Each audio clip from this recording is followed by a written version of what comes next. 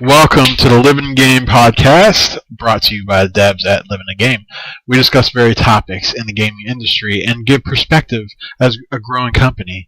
Today is March 14th, 2018, and this is episode 6. In this episode, we're going to be discussing Fortnite on mobile. Let's start.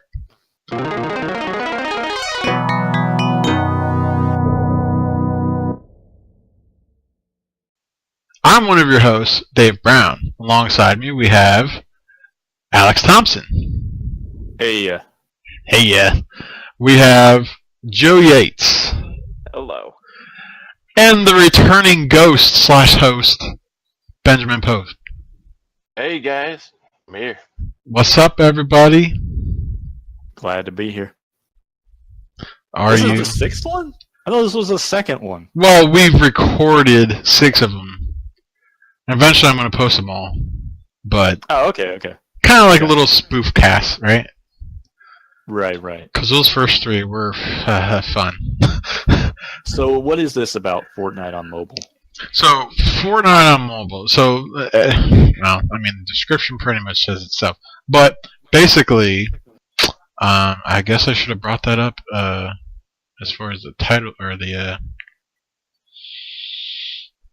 article. I should have brought that up first. Long story short, the creators of Fortnite are bringing Fortnite to mobile, and originally it's a PC game, console game, right? And what I want to go over here is like let's kind of do like a little analysis of like how that's going to be, or even if it's a good idea. Because, like, me personally, I feel like it's a first-person shooter, right? Or no, I'm sorry, it's not a first-person shooter. I'm confusing it with PUBG, because PUBG you can switch back and forth between third-person and first-person. But Fortnite... They're both third-person. They are, yeah, like I said, PUBG you can go between third-person and first-person. But Fortnite... I don't know of a way to go into first person, so I'm pretty sure it's just strictly third person. And like the biggest concept of that, the biggest twist on the whole battle royale like genre, is that you can build stuff. So you build walls and stairs and buildings and whatnot to hinder people right, killing because you. that was Fortnite before it basically adopted the PUBG model. Exactly. So, like, I want to know what that's going to be like on mobile, like, because I can't see playing a third-person shooter on a mobile, because that's going to be a virtual, like, controller, right? Yeah.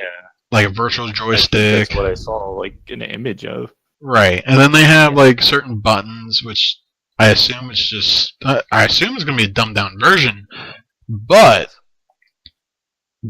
the biggest problem is it's all cross-platform. Mm-hmm. So Xbox, PC, mobile, or was it PlayStation? Yeah, it's also PlayStation, but it's not like pure cross-platform. Right, so you don't get PlayStation with Xbox. And if they want to be on Xbox or be on PlayStation, because I guess pretty pissy with Xbox for whatever yeah, reason. They're not a big fan playing. Of cross-playing with others. And like the people from what's it called? The car game soccer. Rocket League. Rocket League is basically like car game soccer. Yeah, right. There you go. Rocket League. Well, that's going to be our spin-off of it. Yeah. You could have broken English indie games that are super popular. And just Hey, the guy that told us to fuck off earlier showed me a Mexican game that was kind of crazy. But instead of that's a tangent. Being, what? I said, okay. But that's a tangent. Yeah. God, you guys threw me off track. That's what we're here for, I think. Yeah, you really fucked me. Well, if you're... I like how this podcast has already, like, got a dozen more swear words than any of the other ones we've done so far. Well, I can edit those out. Take that into account. By our 50th podcast, we'll just be smiling every single second. That shows we're comfortable, okay? So if you're so fucked, then I will start talking about this. Look, I've already dubbed this a mature podcast. So anyway, let's get back on track. Fortnite's going on the mobile. I want to know what that's going to look like, and even if it's a good idea. I mean, I pretty much said my thoughts on it. Between the whole platform thing, like cross-platform thing, I don't know.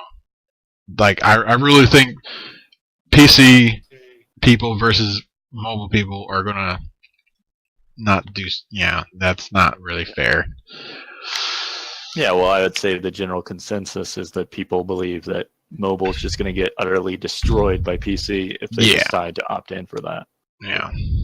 Now, mobile versus mobile might be a very interesting thing happening. I know that I guess the game is optimized to sort of take into account people's latency and will adjust hitboxes and things according to that nature. That on its own seems ridiculously over my head in thought, but I'm sure that they do that now. I mean, it's a big studio, so I'm sure they thought all that through, huh?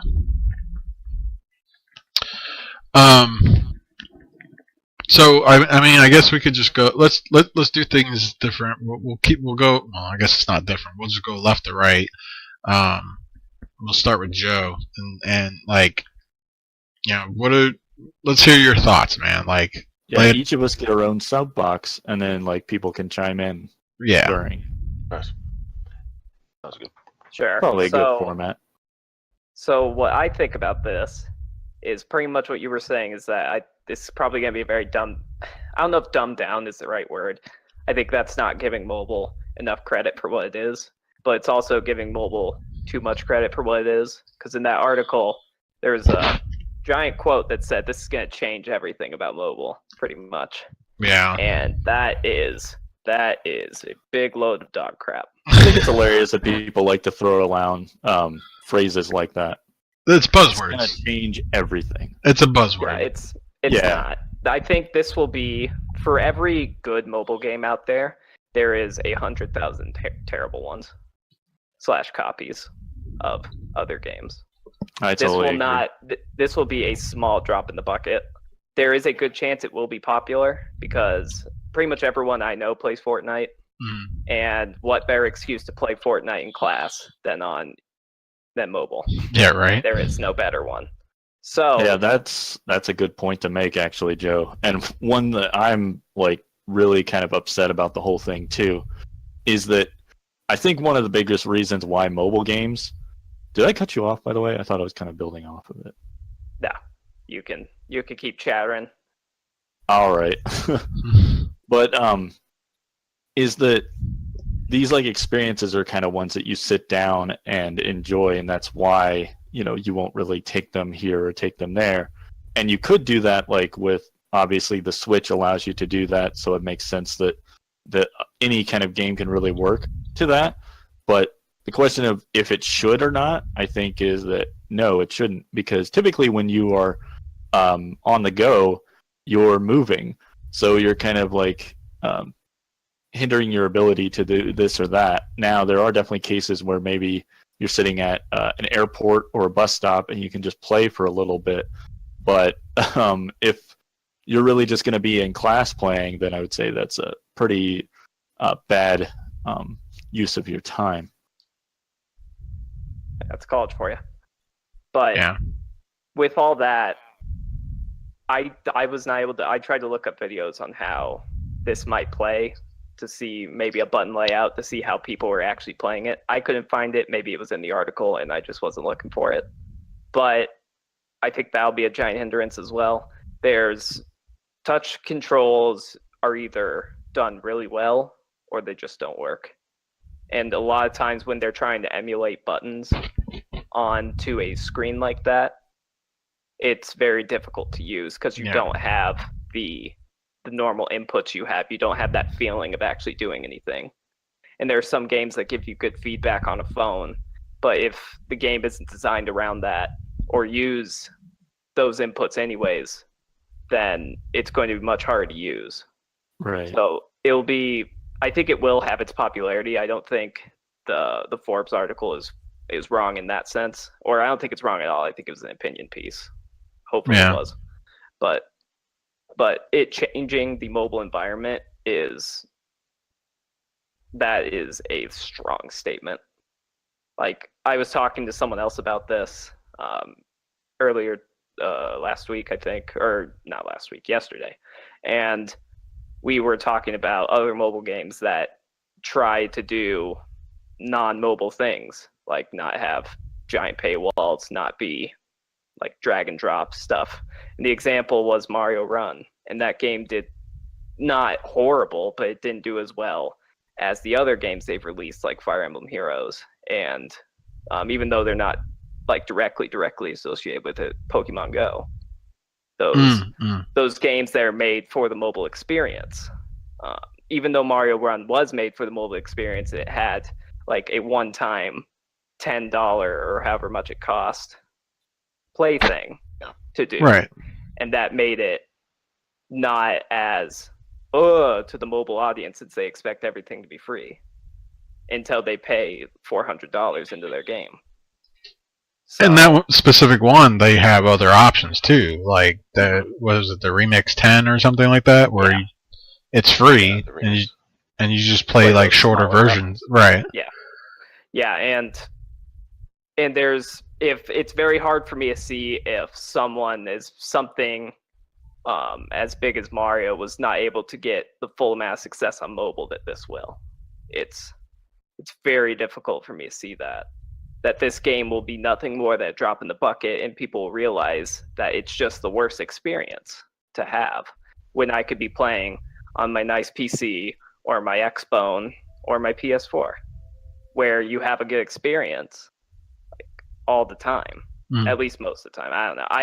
I've watched someone play the game for the first time the other day, so I don't really have much input on literal gameplay or mechanic wise.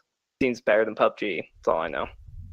So the game's better than PUBG. Oh looks no! Like it to me. It looks more fun. Oh no! That might be an aesthetic thing more than an actual gameplay thing. I'm not a big fan of PUBG's aesthetics or its lack of. I think that's an opinion, sir. But then also, like, the whole building aspect is something that's completely cool. Not in PUBG, because that is Fortnite. The Battle Royale thing, and people were kind of arguing this, saying, they took it from PUBG, and PUBG took it. I guess it originally started from some movie that I haven't seen. Also called Battle Royale. You should watch it. Yeah, I'll totally watch it. It's an old I believe it was a Japanese movie. It was crazy. Game. Yeah, no, movie. But no, PUBG wasn't the first. Like, it was, or even Fortnite, whatever. From what the earliest I remember is a Arma 3 mod. That built this battle royale mode, where basically you just get dropped on an island and survive to be the first, or be the last one standing. So fine enough. And then there's H1Z1, and there's a whole bunch of other ones, but yeah, PUBG wasn't first, and Fortnite definitely picked it up off of one of those other games. Sure. But yeah. But yeah, those are my thoughts on that. It'll be fine.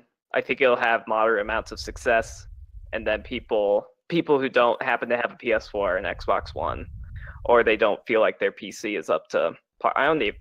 God, if you are having trouble playing this on PC, I wonder how this game is going to look and run on mobile, because it's not exactly the strongest platform. They have very strong chips out there that can do pretty amazing things, but in the end of the day. But what about the rest of the hardware? Device? Yeah, what about the rest of the hardware in that little tablet that you're playing on? Like, I just don't see it. Like, oh god, that thing is gonna drain battery like yeah. no other. It's gonna play heat like 10 up too. minutes. Ugh. But yeah, it'll be a drop in the bucket. It'll be fine. It exists. It'll give people more reason to spend money on the game unneededly. So. All right, Ben, what you think, man? Yeah, I'm reading the Polygon article on it, and I mean, it's interesting that they're saying. I mean, I understand that they're trying to market it, right? And I mean, all for them trying to market this as, hey, this is the same 100-player game, you know, for PlayStation 4, Xbox One, PC, Mac. Same gameplay, same map. So basically, it's the same game, right? But wait, hold on a minute. Mobile players have the choice to opt into the queues on PlayStation 4, PC, but PS4, and PC can't jump into the mobile lobby. So it's like, okay, so it's obviously not the same thing, right? I mean, I can't just jump in like I would on the other. Yeah, I think what they're saying is that like the mobile people can jump in on those platforms like into their games, but like the bigger platforms can't join on to the mobile ones. Same experience then, like right there. I mean, because yeah, saying it's the same. I mean, they're like, it's the same thing, man, but it's not the same thing. And I think that this is a thing that I was looking at with our games, you know, on the Studio League. It's like, you know, what do people like? And I know there's PC gamers, and I'm a PC gamer, right?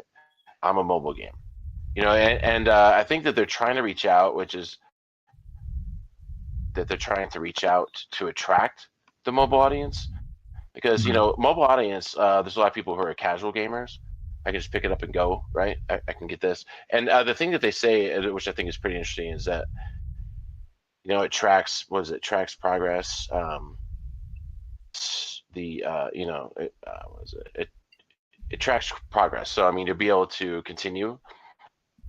Generally, in my experience, a lot of mobile games are, okay, I pick it up and go, and I pick it up again, right? But it's more of a casual thing. Mm-hmm. Whereas if you're in the game like this, you want to track, you know, you want to build on it. So I think that's a little bit more invested when you're on a console. You're a little bit more invested than you would be on a mobile game, because I'm bored. You know, I'm in the airport, like you were saying. Like, I can pick it up now and I can put it down, right? Whereas in other games, I want to spend a little bit more time. Usually, when you're on a platform game or a PC game, a bit more time investment versus a mobile one. So, but I think what they're trying to, you know, I'm encouraged by what they're trying to do is grab that mobile audience and get them into their IP. Right. Say, okay, this game is really cool. You can try it out, but and then hopefully convert them over to the bigger platforms. To get them, and I mean, cross-platform. It wouldn't need to convert them over to the bigger platforms, because not PUBG, Fortnite is free already. Mm-hmm. What they're making all their bank on is the loot box microtransaction things. Yeah, and that's where mobile like really thrives. So it makes sense that they would really want to push it to that. And I think that because of Fortnite's particular aesthetics, they're able to get away with that. I'm sure, you know, if Battlefront 2 had been somewhat successful, then it would have, you know, tried to push for mobile as well or something eventually. Yeah, I don't know. That's a well. I mean, shit. I was gonna say that. I mean, that's a big game with a lot of pretty graphics to try exactly. Well, yeah, but they're gonna have to water down this game too. Yeah, true. A good amount. I mean, but they could probably get away with a lot of it. I mean, I'll say if they really want to water it down to a, I mean, you could play this on a phone. Like, why not put it on a mobile platform that, like the Switch, that is a console that you could take on the go? That seems like a much better investment than putting it on. Oh, you'll see it on the Switch very soon. Yeah. Very soon. Seems much better investment if you want to be on a mobile platform. To me, but on the what was it? There's a really good example of this for me is Minecraft. Oh yeah. They tried to bring it to mobile. Okay, so I got the Minecraft Pocket Edition, and fake joystick. you know, and I was on the screen. So I had this little screen, and I had to use that little joystick that is on there on the UI interface. It's in the screen. Yeah. So it was almost like in where you're trying to view. The same experience. You know, it wasn't the same experience by using the controller. Like, and I think that they're like, it's the same thing, man. It's the same experience. And I don't think it is, because when I sit down to a console controller, right, and I expect to be sitting in front of a TV, so I have this massive view on what I'm playing. But when I'm on a phone, right, or a tablet, right, it's not the same visual experience at all. Like, I think it's not really going to be that. And I mean, agree with you, Ben, yeah. but I think that it has a lot to do with like doing it right and then doing it wrong. And in some cases, people do the UI interface just completely wrong. In other cases, they do it quite well. It's just, so it all depends on your design. Like, well, yeah, because if you think about like how the UI is set up for a lot of desktop games or TV games or just at-home console ones, there's a lot of the screen that could be covered up by different kinds of information. And, you know, if you display that in a different way or obfuscate it in some sense and then replace whatever areas, or think about like what information is really important to the player. I remember there was like some video that they put like some kind of program that would track a player's eyes on Overwatch, and then it would calculate sort of where the person was looking at any given time and figure out, you know, what information is actually important on the screen and stuff. I'll have to look where that video is. But that's just, you know, kind of a design solution type of thing. Because especially if you think about like the game we're working on, Rye Reveries, like a lot of games that are point and click adventure games, you can put the inventory on the side. It could just be a button, and then like a huge thing is displayed when you press that button. It could be like something on the bottom or the top. And, you know, where it is and how that affects like the background and everything else around you and how you interact with it is all things to be considered and are pretty important. And I think it applies here too. Like, I know that when you're talking about just having a visual representation of the controls on like a mobile device, I think it was the Sonic game. Which one was it? Like Sonic 4 Episode 1 maybe? Or it might have been something else. But like they just slapped them on there and it was okay, I guess, but it wasn't really as responsive or worked as well. And I think in some cases it kind of was obscuring like the player's view of certain things that they need to be able to see. And at least from the images I saw in the article on this, like there's clearly like a completely invisible outline or invisible filling for like the different controls, so that at the most it would just basically be your own thumbs or fingers that would be obscuring what you can see out of the corners of the game. And I mean, yeah, you wouldn't have that normally in the PC version, so it definitely would affect, you know, your gameplay experience. One way they might have done that as well is they basically just give people on mobile a wider screen to look at, so it's almost like they can see a bit more on the sides because some of it's going to be covered up by their thumbs. But I don't know if they did that or if they can do that. Well, go ahead, Ben. Yeah, I totally agree with you. I mean, it's all that design choice, you know, like how you translate it. Like, something to look for on a mobile versus the platform. So, you know, giving them that experience really comes into that design choice for sure. Like, the interface is, to me, is a lot of it, you know. The usability of it is going to match what you're experiencing on the other one. Yeah. Well, so what about the really capturing one? I don't know if you guys had a chance to play it or not, but like when you're building stuff and everything like that, you have to basically switch out of basically you switch out of a weapon mode into build mode, and then you have all these options to like scroll through basically to build stuff, and like I'm what I don't know how you can get that many options into a small interface with just a few buttons without, like you guys said, taking up all that real estate for the player to be able to see. Like if you see some of the images, there's just a couple little icons up there. One looked like a gun, so I'm assuming that switches you into a certain mode or whatever, to the weapon mode, and then there's a build one, which I assume puts you into a build mode, but I don't know because I haven't played that version of it. What does that look like to you guys as designers?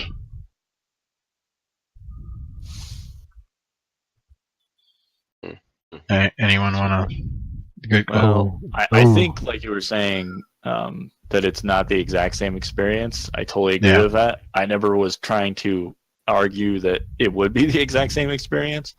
They would have to change a couple of things, and I think that is one of them where it wouldn't be quite as effective, and it might even come to like sort of a persecution thing where they're like, other players are looking at someone building and they're like, wow, they're building so slow. Yeah. They must be on mobile.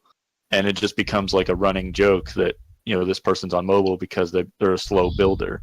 Because I've seen some videos, obviously they're everywhere. So I've seen a couple of videos of people, building different things. And a lot of times people shooting down what they build, and they're constantly building anyway, like around it, and just, making really insane structures in like lightning fast. Yeah, honestly, short amount of period of time. And scrolling through that stuff and juggling all those things. And I think that's something that maybe more of like this younger generation is more like accustomed to in particular, because it's something I also noticed in like Dark Souls that I can never do, and I think is like crazy, is that there's this, because of the way that the menu is set up, it's kind of cumbersome to access, and so it creates sort of a challenge for people to like flaunt their abilities and stuff like that. And there's a lot of people that what they'll do is when a person is trying to attack them, they'll parry the attack, which opens the character up to a riposte, and they're given like, that person's basically stunned for like, I won't say a full second, like a fraction of a second. And a lot of people that are really, really good at this will open up their menu, switch out pieces of their gear to other pieces of gear, or switch out their weapons, or do other things, and do all of this in that like half a second to and then finish the riposte and actually get it. And I guess I'd have to, find a video to show you after this at some point to kind of demonstrate that, since I can't do it myself. But it's that level of like mastery of menus and things that I think is, something that people are really aware of now. Like, even if it wasn't like actually designed in the content itself, it's something that people are growing accustomed to. Like, I think that the way that the UI was set up for things like Minecraft, which then I saw kind of like a version of that for something like Stardew Valley. And it's just because people are so focused on like prioritizing their time or maximizing their time with like what they're doing, whatever it could be, that they end up like really going through menus very, very fast and like doing all that kind of stuff. Now, I don't think you'll be able to do it quite as fast on mobile, but we'll probably see people that can surprise us too. Yeah, the best example of my experience with that was World of Warcraft. I got into that with, everyone had hotkeys, and you know, on the PC, all the which you're macros. able to do a lot more of. Yeah, and you have macros and hotkeys, and they're casting and doing this and this. I'm like, it was almost overwhelming to me at first because like, man, that's a whole skill right there. Yeah. Just being able to grab all these spells and boom, and I mean, and making sure you cast it on time with, you know, especially like a healer. I was just looking at my friend's interface, and I was like, whoa, like, holy crap, dude, like, that a track.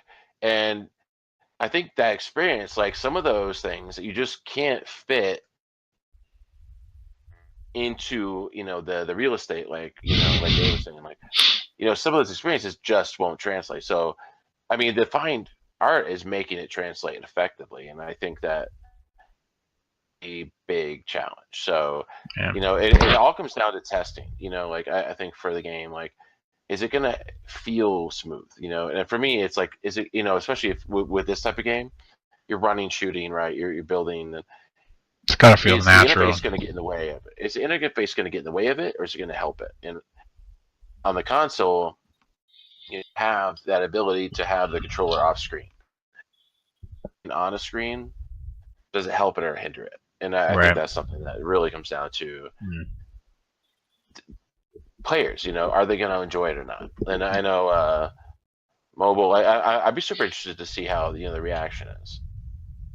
Yeah. Well, I think if anyone is going to succeed in that, it's going to be Epic Games, because they have a whole like subdivision of their development team that's focused purely on the UX, which stands for user experience. And I think that's kind of like a growing part of the industry that, you know, sort of was just kind of lumped together as like, if you're a designer, then you're thinking about the user experience. But now they actually have people that are just focused purely on that. I remember watching some, I think it was a GDC talk where they're talking about specifically UX design and experience and stuff. And, you know, maybe that's just gaming jargon for breakdown of like loot box bullcrap, but maybe it's not. And it probably isn't. It's probably more about, like you were saying, you know, how the player interacts with the UI and the gameplay and how it all works together and stuff like that. Right. Ben, did you have anything else you want to add before we have Alex step on the soapbox? Actually, there is a really good thing that I learned at UAT. So I was taking game design 101. They said, and it was in the game design book, right? Because I read all the books, and they said usability, dude, and that I'll never forget it. And the actual guy who wrote the book came to UAT to speak, and he's like, usability is the number one thing. Is it, you know, the market that you're going for, and they use it? And I know we've all experienced where you get a new gadget, right? Out, or you play a game and you're like, what? How do I do this? You know, it seems okay, but it's not usable, right? Like, I can't do it comfortably. Trying to sell to, they need to be able to use your product out of the box without, and then that's good design. And I think that's the number one thing that I've always stuck in my mind. Like, you know, and I've also learned this too. When you design something, convention, you go and you show something to somebody who's never done it before. Go, and I think that's the thing too. Like, can they use the interface that you're working with? You know, is it comfortable? Do you have to explain it a lot? And that's the thing I really realized early on was selling this to somebody that's not going to be right around me, right? I can't sit there and explain all these things to them. They have to be able to pick it up and go. You know, there doesn't have to be this lengthy thing, and we all know how we never read instructions, right? So yeah, you have to have the design ready to go where I can grab it. Hey, it seems familiar, and I can pick it up and go. So I think whenever you're translating something from one platform to another, you have a totally different audience in a lot of cases. So you have to make it to where if that person never played, they could pick it up and go. And you need to have somebody that has never played the game able to get into your game. And I think that's the biggest challenge. Like, do just as much as they can, which is what they're trying to say. Hey, it's the same experience, right? It's the same game you're used to. Okay, well, is it or is it not? And like those mobile players need to be able to pick it up and enjoy it just as much, without having that past experience. And I think that's something that's going to be the biggest problem. Yeah. The biggest hurdle, at least, is to overcome. Because, fans that are already into your game, if they're playing on another platform, already kind of do. And I think they're trying to attract new market with this. So that new market has to be able to jump into it just as easily as them without a past experience. Right. And, they don't already know their game. Hey, I never tried it before. They need to be able to do it just as easily as they did with the controller. So, but I think it'd be interesting to see how they succeed or not, because that's a lot of people have tried before, switching to different platforms to bring in new markets. Yeah. But I think I'm going to I am going to check it out just for the sake of seeing what it's like. I can see how the cross-platform works. I'm yeah. real interested to see how that works. Because bringing those people together, I think, is a really cool idea. And I it's been tried in the past. Like it's been attempts at it, platforms and bringing people together, which I think is cool. Because you just add everyone in this big community, and you're bringing the the PlayStation players together with Xbox players.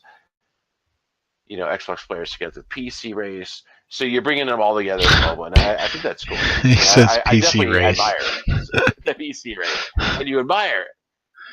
Get out of here with your PC rate master race crap. I'm not one of those because I've bought. Yeah, Mister. I want to publish everything on Steam. I'm on a potato right now. All right, Alex, you're up, man. Oh, am I up? I thought I was talking this whole time. I mean, you were, but you get your. Yeah, I think honestly, probably the best structure for these podcasts will basically be people talking and then me interrupting them very rudely.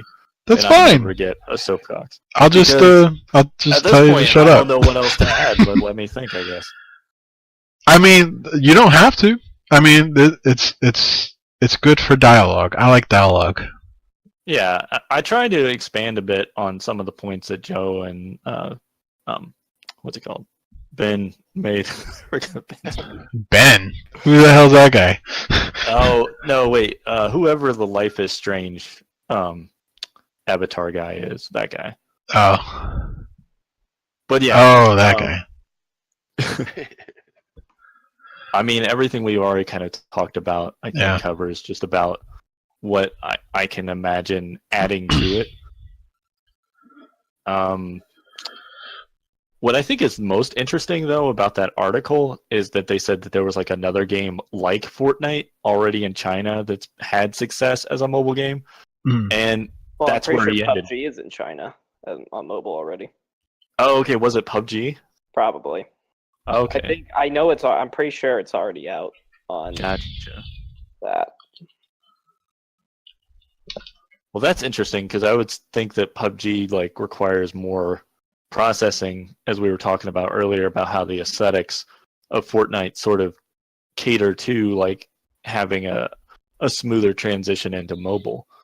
But that also frightens me, because then it's just people playing games. And while I'm a game designer and I definitely enjoy playing games and I want people to enjoy playing games, I also think that it's important that there are times when you're not playing games. And those times sort of make the time when you are playing a game that much better. If all you're doing is playing games, it really just starts to wear down on your psyche and stuff. So if people, are playing games in class all day, ignoring whatever they should be learning, maybe ignoring friends because they're playing it as well, and then going home and playing more games, I think that they are essentially just not part of society anymore. Yeah. Not in the sense that I don't think that they're human or anything. It's just what interaction are they having that has relevance, like, in the actual world? And I think that's something to be considered, because it really seems like it's a slippery slope that we're already tumbling down on. But in relation to like all other mobile games out there, when mobile games first like jumped on the scene, I was very anti mobile games, but for the wrong reasons. It was more like, oh, I like the really big emotional open world experiences that have like epic, behind it and that kind of stuff. Yeah. And I saw that was a possibility in mobile. It actually isn't. There's actually been a couple of games. I can't think of any names right now. I thought one was called Avalon, but I might be wrong about that. Where they were able to do that kind of stuff. But for the most part, like, yeah, mobile games are really just kind of glorified casinos of both your money and your time, and sucking up, like, what you could be doing something, I guess, better for yourself, rather. Yeah. But then again, that's only if you, like, over abuse it. But it's very difficult, and especially with, were we talking about loot boxes yet? I don't remember. I mean, we've mentioned it. Man. Yeah, I've been hearing so much about it and talking about it too that it just feels like it's all I talk about. All right. And topic next week: loot boxes. Maybe. Where do they belong in our games?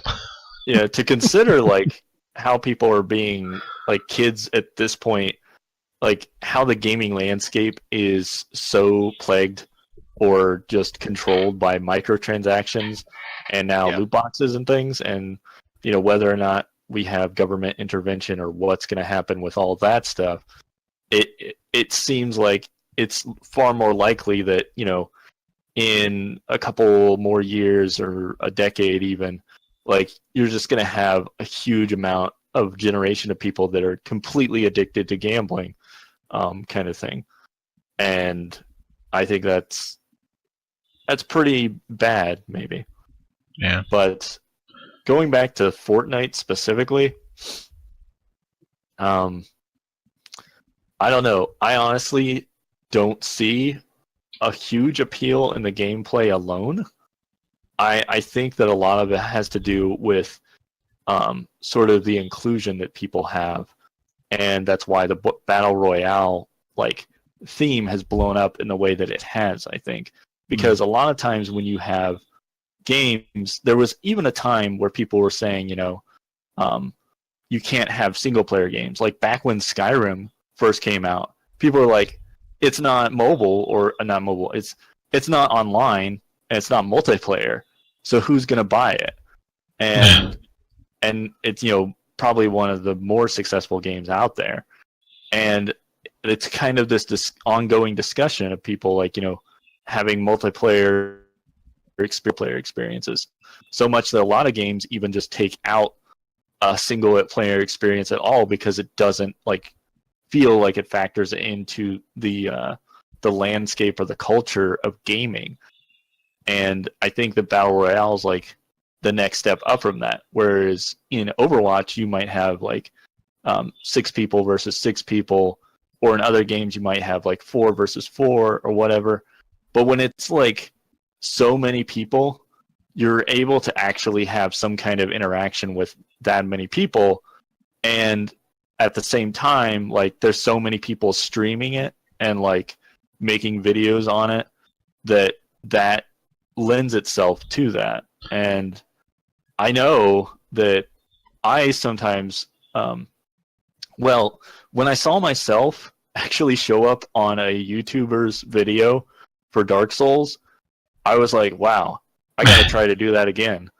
So I can imagine that there might be some people out there too that are like, maybe I'll kill this person and that person's actually streaming right now, and all those people watching it will see my name, see that they got killed by that person. Yeah. And whether or not they actually know who he is or not doesn't matter.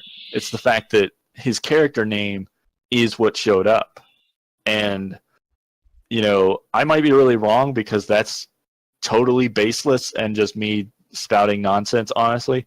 But that's my honest feelings on it. I think that there's a lot of why Battle Royale has had so much success has a lot to do with how many people can be connected to it versus like something else that, maybe multiplayer but won't support quite as many people. Yeah.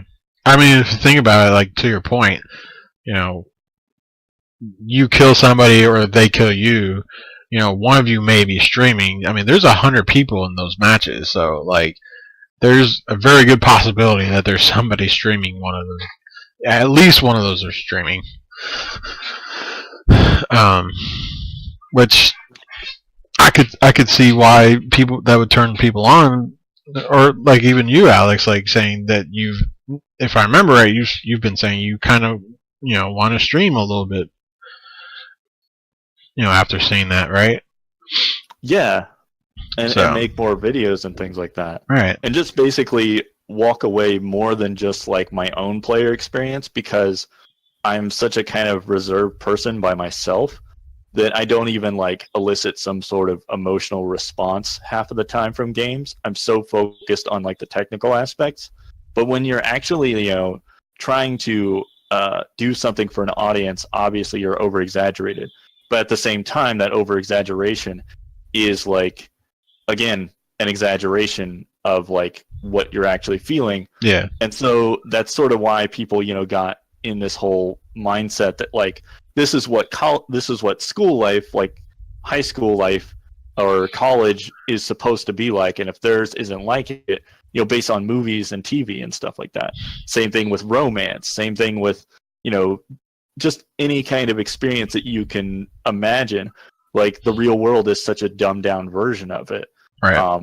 And that's sort of why it's difficult to really, like, I guess, trust everything that like people that stream like actually show when it has a lot to do with their personality or not. But at the same time, like, you feel sort of this genuine connection of like that is how they feel. And I was going to make a point, and I think I forgot it. I started talking about that instead. All right, well, since you forgot, let's go on and Dave way into the next topic. Yep, that's my takeaway. On that for sure, because Gama Sutra, Wolfenstein, there was Wolfenstein that was coming out, and then about a month ago, it said it's single player gaming dying. Yeah. I was reading this article and I'm like, are you freaking kidding me? Because it was the most annoying article I've ever read. Because black and white thinking, like, oh wait, it's not multiplayer. Like, it's just like Alex was saying, like, oh wait, this game doesn't have multiplayer in it.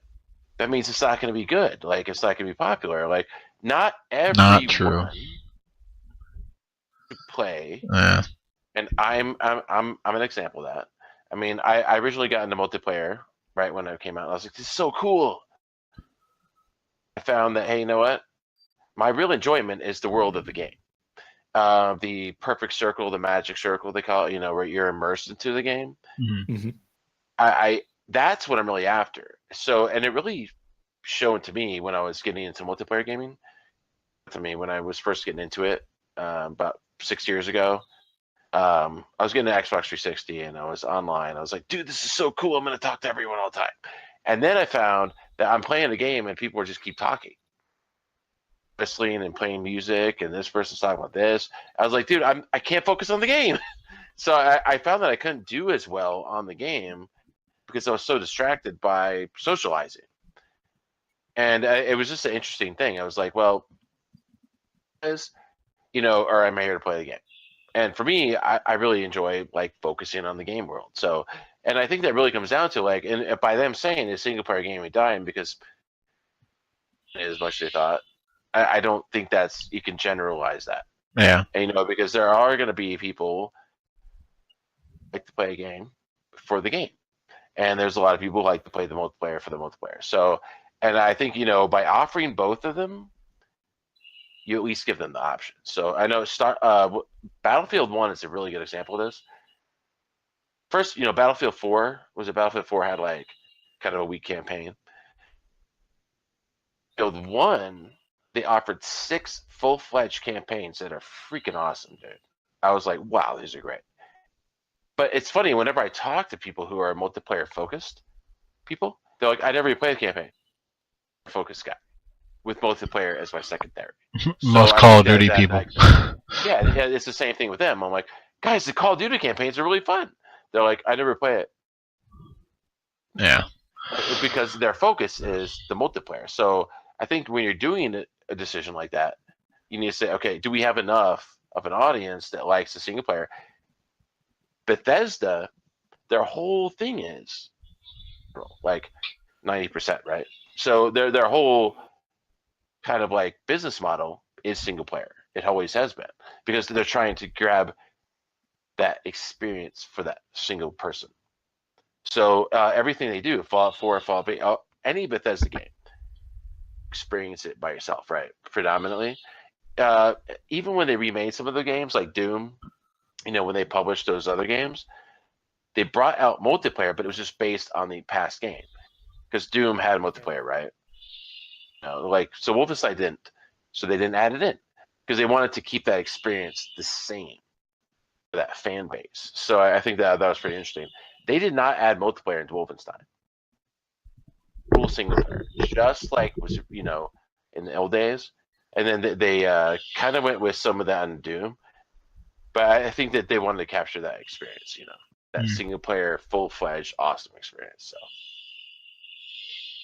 So I don't think single player gaming is dying. I don't think it's ever gonna happen, bro.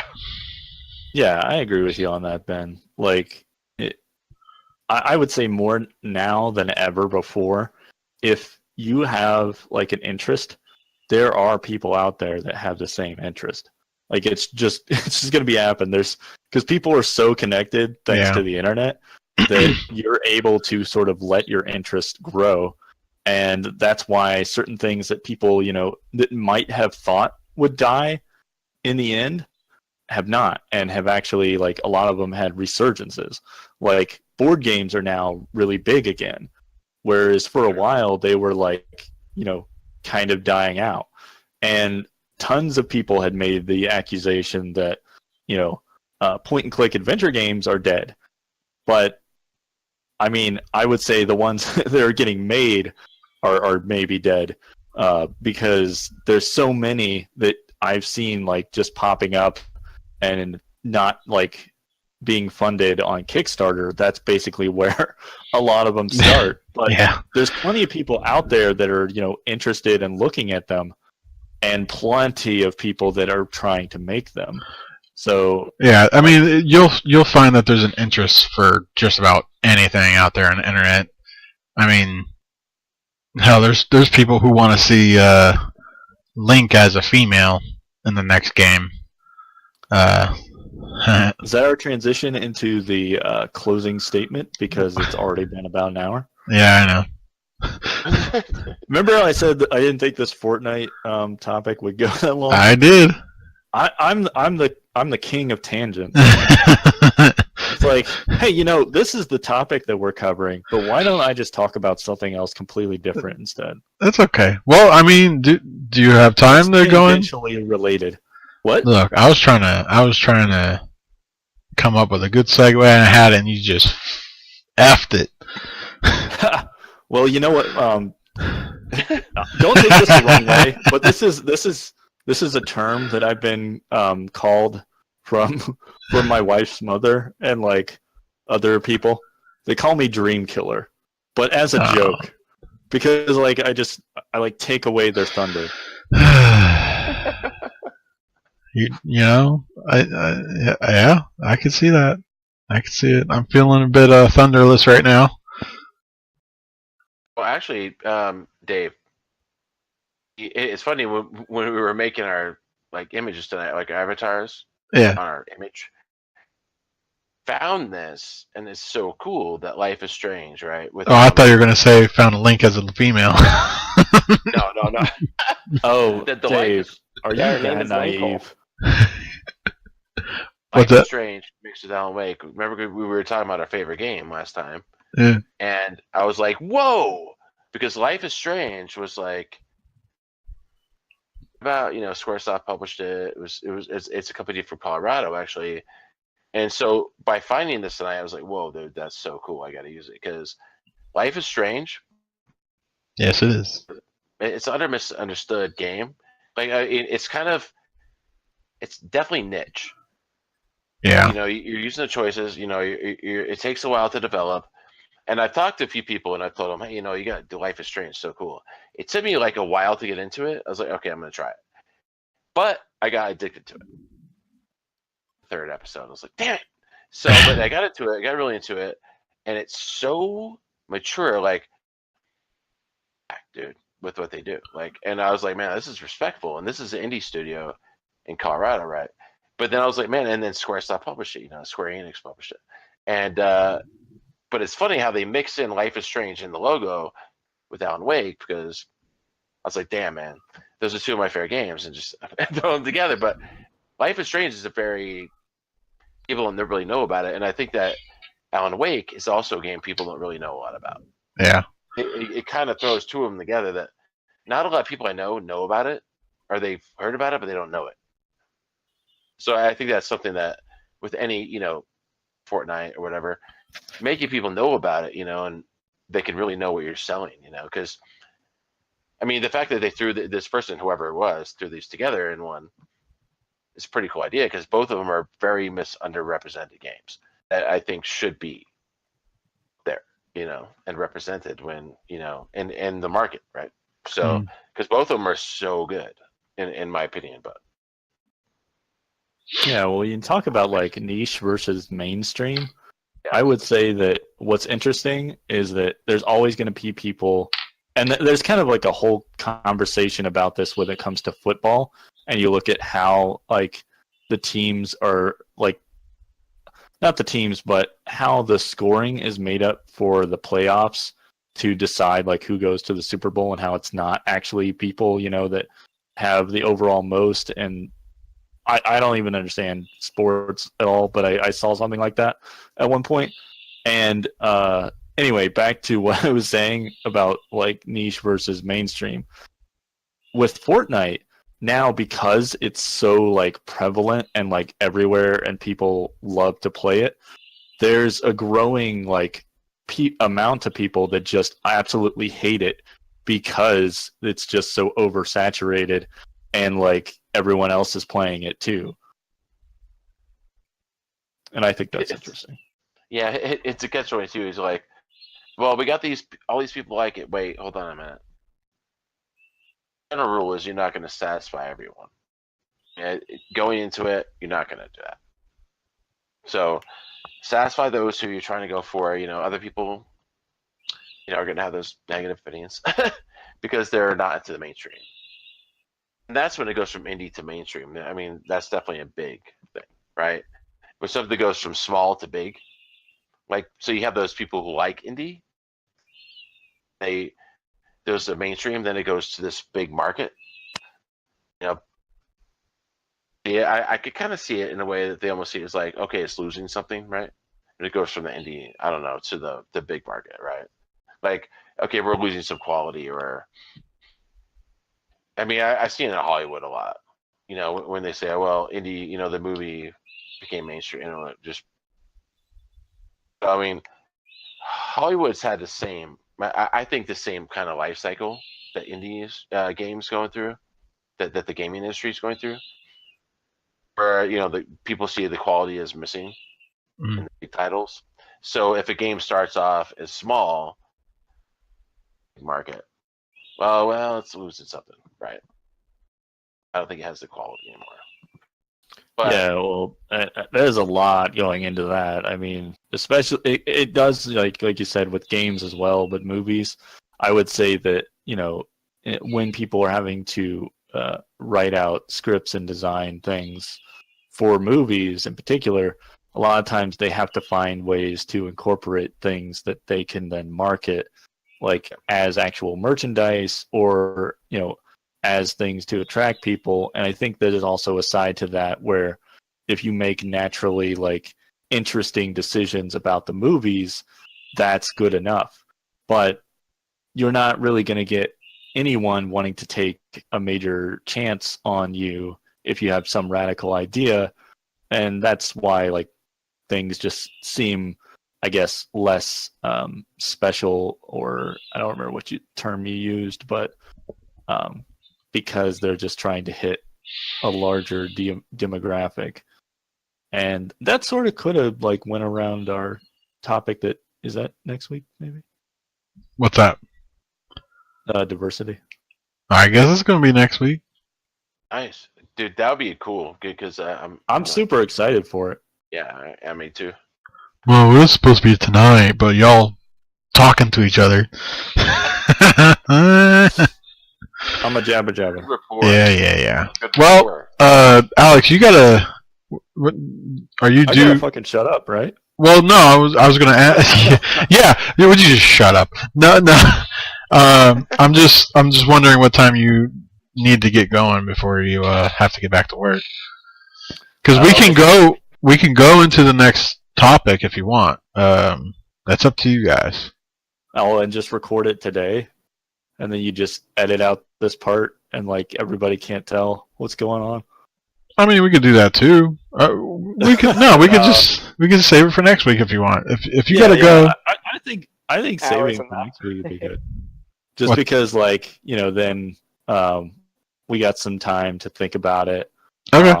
And you know, I hear like the Game Grumps talk about this a lot, but not really anyone else. So it's kind of weird. But they mentioned because how, like, everyone else are living is like exhausting somewhat.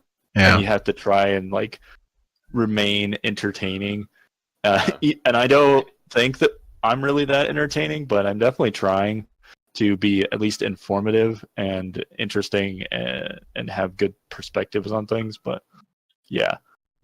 Yeah. I just think overall it would probably be a good idea if we went ahead and had that topic for next week and did actually do that next week. Okay. All right. I guess I'll have to edit out this is my podcast, so you're gonna do what I say. So the Living the Alex podcast is now over. We thank you for listening. No, don't live in me. What the fuck is that even supposed to be? I don't know. It's your podcast, bro. And if Joe ever shuts the hell up. Well, I mean, he's too busy being MLG. They're having their own. I was gonna chime in right after Ben's talked about his thing, and then have a conversation with you about my little child here smoking the joint and giving the bird. So you know, I'm not gonna lie. I'm gonna say this, and I'm gonna go ahead and do the exit, right? But while you guys were sitting there talking, I was searching the entire internet for a sound bit that I've heard before, and it's basically Robin saying to Batman, "Holy tangent, Batman!" Dun-dun-dun! Yeah, that was. I don't even know how we got to that one, because we just started talking about Life is Strange. It was just like, hey, Ben, or hey, Dave, can I talk about this? And you just went off. Well, actually, it's funny because I mean, I was talking to those podcast guys. They've been doing this for a while, right? Bitfaced and all that. And they're like the first few. It's funny because they're like, you know, we've been doing this for a year and a half or whatever, and they're like, the first few, you know, you're getting into your groove, their groove, and then it starts falling into place. And they said like longer, you know, he's like, or whatever. I mean, but you just tell me some different things like tips. But he's like, you know, you get into this conversation as long as you have some sort of direction to rope it in. Yeah. Dave, you have been doing a good job at that, I think, in general, like keeping things like. Well, see, it does. Doing a really good job right now. It doesn't help when basically I go to try to rope it in, and then I get a giant finger saying. But it's learning. Yeah. Getting. So, but you know, this is all good stuff, man. I mean, really good speakers, I think, and so I think we have a good quad. Well, thanks, Ben. Aw. I'm super excited for the freaking Comic Con, so if we can get everyone there, because our dialogues are fucking hilarious, dude. Like I was listening to Josh's stuff. It's like I know. Well, we're still recording. Who's Josh and what podcast is that? Yeah, give him a plug. Downright Fierce Gaming, Josh Asensio. Yeah. Really cool guy. Awesome guy. He's my buddy. Does their ass. So cool. And their team is awesome. And the first time I listened to them, because it like the first 4-person podcast I listened to, like, we have 4 people and we're able to keep, the dialogue going. Because, I mean, that's the thing that I was talking to Bitfaced. One of the main things he said was, he's like, you guys, I don't have to pull it out of you. Because he was telling me that he's had a bunch of people who wanted to do interviews, like studios and people. Sitting there like, can you come up with something to talk about? So, I mean, we have no problems because we are all conversationalists. So we have no problems with that. Yeah, I mean... problems because we have people who go off on tangents. This. Yeah, I basically create topics for us. You're welcome. We thank you for listening to our podcast. You can find out more about living the game like... What? Talking to me while I'm trying to talk. God damn it. Oh, God. You can find more... You can find out... let you have it. You can find out more about Living the Game, like our game, studio updates, and events at livingthegame.com.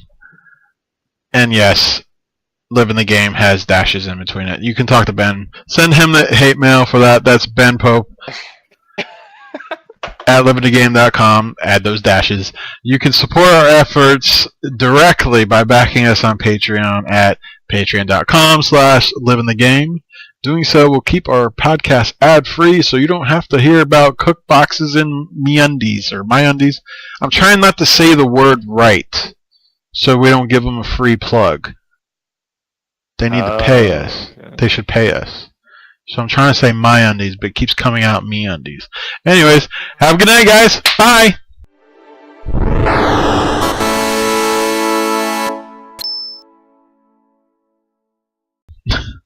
Wow, you just bye, guys. And you are awesome. You do a good job.